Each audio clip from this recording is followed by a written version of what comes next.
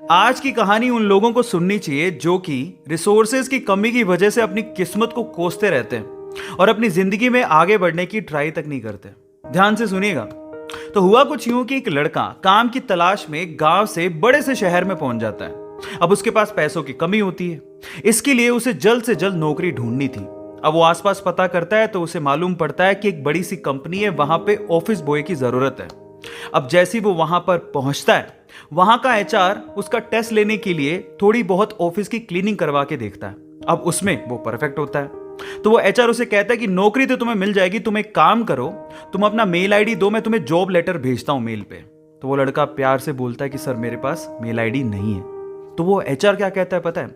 वो एचआर ये कहता है कि इस डिजिटल वर्ल्ड में जिसके पास मेल आईडी नहीं है वो एग्जिस्ट ही नहीं करता, और जो एग्जिस्ट ही नहीं करता उसे मैं नौकरी कैसे दूं?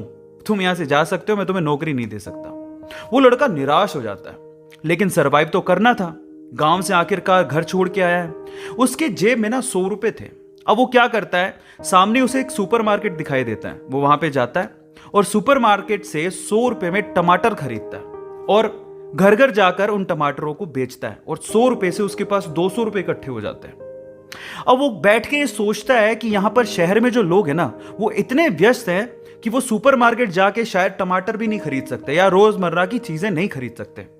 अब उसने ये सोच लिया और ये समझ लिया कि यहां पर पैसा कमाना आसान है, तो वो डेली ये काम करता, जाता सुपरमार्केट, सामान खरीदता, घर घर जाके बेचता। धीरे धीरे करके उसने 1-2 लड़के भी रख लिए। ऐसे करके बिजनेस बढ़ते चले गया और फिर उसने अपना एक ट्रक भी खरीद लिया। फिर वो आसपास के गांव से सब्जियां लेके आता और वहां पर बेचता। ऐसे करके वो बंदा 1-2 साल के अंदर ही मिलियनर बन गया। अब एक बार क्या हुआ कि कोई पॉलिसी बेचने वाला, जो फैमिली पॉलिसी बेचता था, वो उसके घर आया और सारा पॉलिसी का फॉर्म भरवा के उससे कहता है कि सर आप अपना मेल आईडी दीजिए, मैं आपकी पॉलिसी को कंफर्म कराता हूं कंपनी से।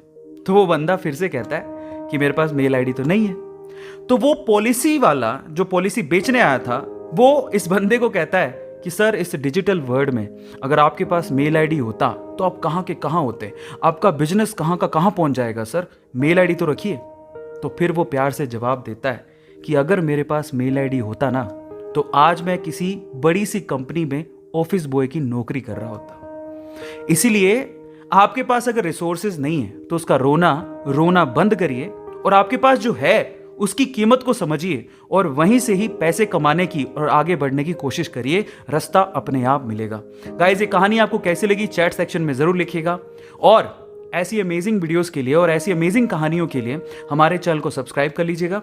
वीडियो जरूरतमंद लोगों को शेयर करिएगा और लाइक करना मत भूलिएगा। Thank you so much.